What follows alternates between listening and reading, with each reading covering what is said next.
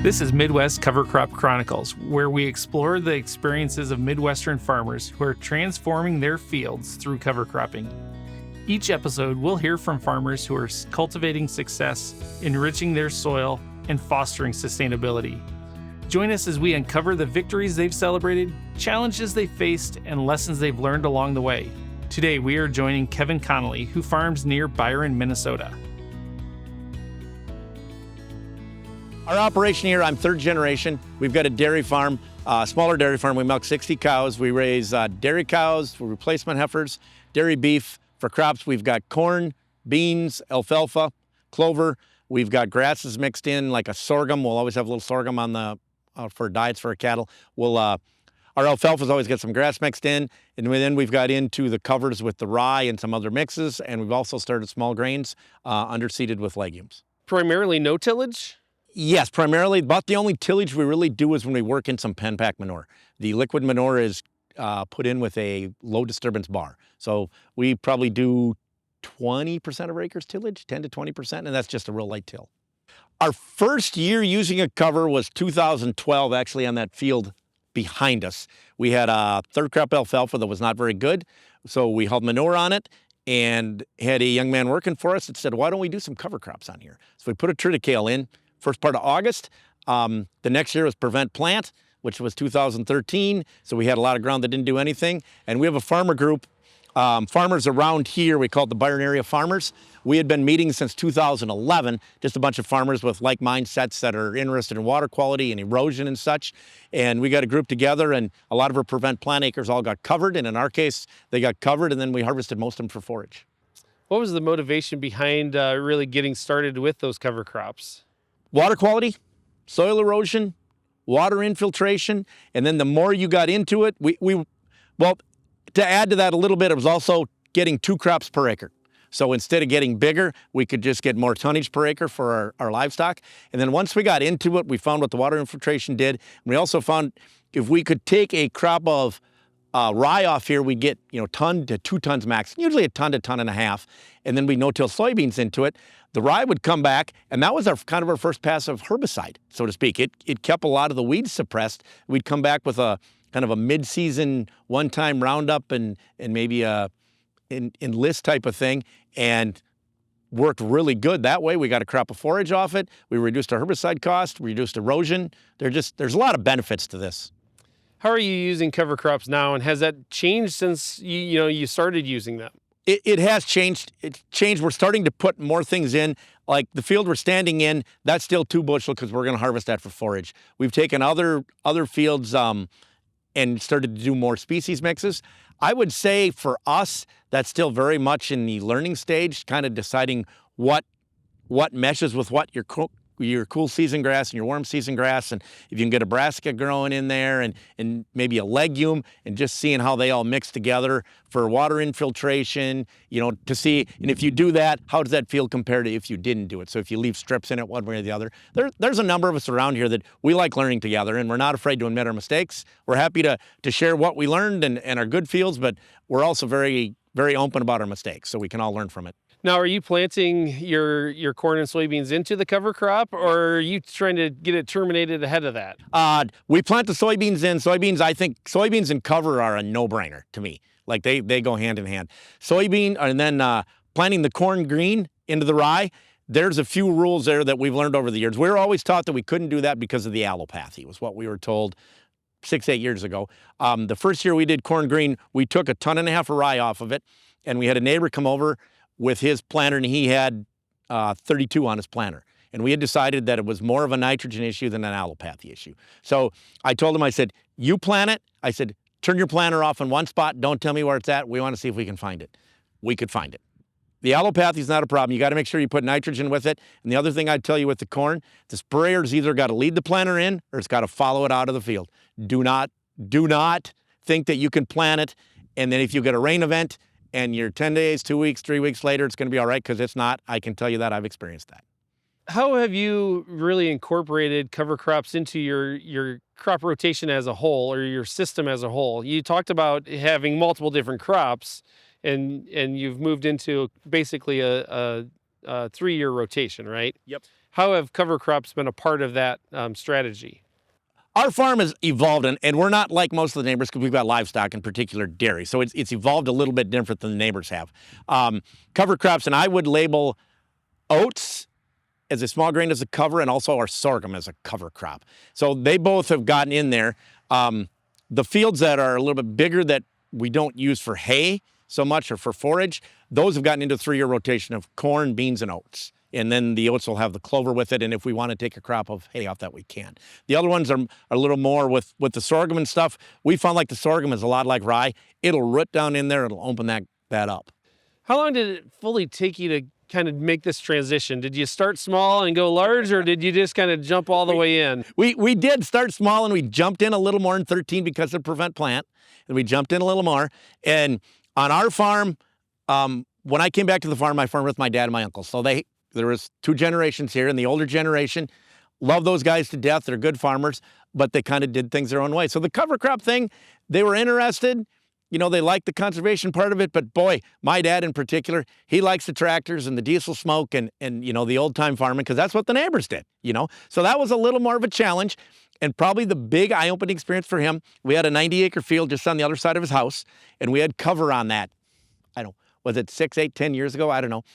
And he went out, we had a cover, and he was gonna go terminate it with iron. Or I'm gonna go work that field up. Okay.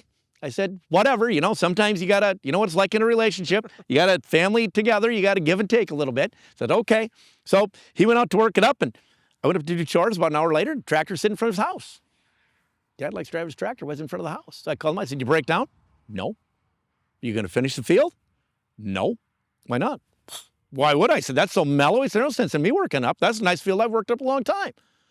Oh, that cover crop did a really nice job out there.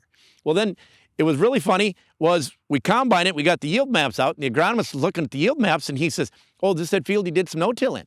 Yeah, he said, well, I can see the spots where you no-tilled. He said, there's 2 strips aren't nearly as good as the rest of the field. I said, 2 strips? Yeah, 2 strips here. He said, you can tell. He said, the yield's off by about 15 bushel an acre. So I got the yield map out, showed my dad, and I said, show me where you worked and where you didn't. He says, that one and that one, those 2 colors there. He said, there's 2 strips I worked. I said, that was 15 bushel below the rest of the field. It was? Yeah, it was. Oh, so that was kind of his transition into it. So we got more into it. We can dig some roots, and when we've dug them year over year, if you're seeing 6 inches above the ground, you're going to be 18 inches deep with the roots. Your first 6 inches are there. They're really good. Your next 6 inches are you'll see them when you dig them. And then what we found is that bottom third are more hair-like projections. So they really go down and they'll break compaction. Have you been able to put together any economic changes that you've seen, you know, whether it's the cost of production or whether it comes back to the profitability? What I would tell you the biggest profitability is I have less inputs. I'm not out here tilling all the ground. You know, like this is our corn silage ground. 15 years ago, we'd have been in here with the tractor and the ripper, and we'd had diesel fuel and time and wear and tear on our equipment. Now I just hit it with the tractor and drill, and that's our tillage. You know, and we're going to get forage off it. So the biggest thing for me that I can tell you that I see right today is the inputs with the equipment. You know, and I think we're seeing our yields are as good as anybody's. We're as good as anybody with the corn, and I would tell you we're probably even a little bit better than most people with the beans just because we've got a longer rotation on some of this stuff. We can watch our intakes bump. Those cows, they will eat more and they're healthier, and we can get forage to grain ratios, you know, in that 70% forage to 30% grain. I mean, back when I came back to the farm in 1990, it wasn't the opposite, but I mean, it was 40% forage and 60% grain, and that's kind of where you're at, and you're pounding this grain in there trying to get milk out of them. We've really flipped those tables, and they're healthy. We don't have the foot issues. We don't have the gut issues. We don't have the ketosis issues. And even with our livestock, and in 2013, when we had prevent plant, we put in like 50 acres of Italian ryegrass in about June. We didn't know anything about it. The salesman convinced us to do it. Okay, whatever. The stuff did it get knee high maybe? I don't know, but it was thicker than hair on a dog. I can tell you that. We went out there and we couldn't harvest till the 1st of November. You know, now they've since changed the rules because they weren't animal friendly at the time. A little more animal friendly now. We harvested the 1st of November.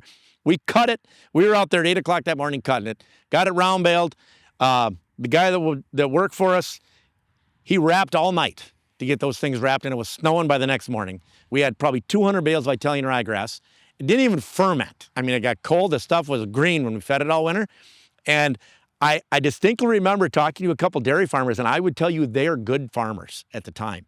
In the winter of 13, early 14, they talked about how thin their heifers were because it was so cold out. We're just feeding them so much corn syrup, we can't get any weight on them. I just kind of thought, wow, my heifer's got really good condition, but they're eating this Italian ryegrass, and it was bright green. It looked like we just harvested it. They just stood at the feeder all day and ate it, and they loved it. Ours had cover on them. And that was one of the things that told me is, we always kind of like feeding grass, but this grass thing is a little more real than we think, and I distinctly remember that. And these dairy farmers that told me that, they're good dairy farmers. Let's talk a little bit about, maybe what you've observed as far as your production resiliency. We're not getting all the real erosion, so just some of those spots you would see where it eroded away, you were getting nothing. So it's opened up the whole field. I think it's even fields out from front to back, top to bottom, so to speak. It's given us water infiltration so we don't have the really wet spots. And some of it, like we talked about, was the wind erosion, but a lot of it's the water erosion. Like I said, I'm going to reference that field up there because that's a shining star to us, but that's pretty rolly. We have no waterways in that field. As a kid, we always had waterways in there. We just don't have it anymore. And that ground seems to just take that water. And we're finding that like in these fields here. Same type of thing. The more we use these covers, the more the water comes in and just evens everything out. Why do you think some farmers, really can take to and adopt cover crops and be very successful, while others may struggle with it and maybe even get to the point of failure where they've got to the point of no return and then they don't come back to it? It's mindset, and don't jump in with both feet. Do a small field, have a plan, have a couple mentors, It's okay if you fail, but if you've got, pick a number, 1,000 acres that you farm, don't jump in with 500 acres. Take a 20 or a 40 or something and have a plan, have a mentor, and jump in and communicate with people on what you're seeing and go about it. I think that's part of it is some of these people have jumped in both feet and then it fails like, whoa, mine didn't work great this year either because of the weather. You got to jump in with a little bit, understand it, where you're going, some of the management practices you have to change to do it with your tillage and stuff. And some of it's just mindset. People like doing what they've done forever and just kind of how it is. And one of the things I tell people is there are programs out there that can help you financially get into this. Like our county soil and water program is great. With they'll pay us to plant green. And some of the other ones, Practical Farmers of Iowa, and some of those, you can get a little bit of money off that. So you can offset this and you can kind of learn as you go. And the big thing is you got to have mentors.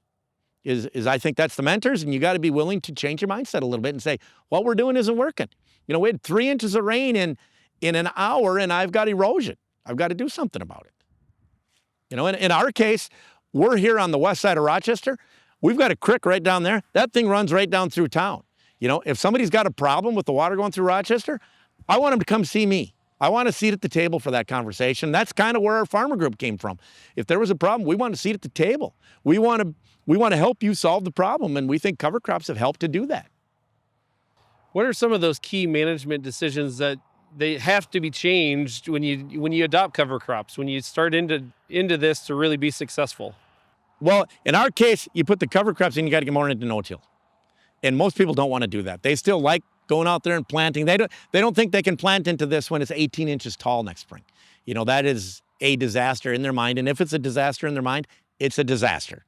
Trust me. Even though they can have a field next to me and I do it, and my yield can be the same as theirs, it wasn't going to be right. So some of it's a mindset. You got to get used to the no-till thing. Get used to the fact that you don't need to bring all that big equipment out. That's just a tough cookie to crack for a lot of people. Well, Kevin, thank you for telling us your cover crop journey and your story on how you've been using cover crops. This has really been quite interesting for me, and I hope our viewers are going to find this interesting as well. Thanks for coming, Mark. Appreciate it. What key takeaway did you hear from Kevin? I heard Kevin found success by continually learning how to evolve his cover crop management. Thank you for joining us on this episode of Midwest Cover Crop Chronicles. We hope you found inspiration in Kevin's experiences. Remember, each cover crop acre sown is a step toward healthier soils and a more resilient future. And if you enjoyed today's episode, please share it.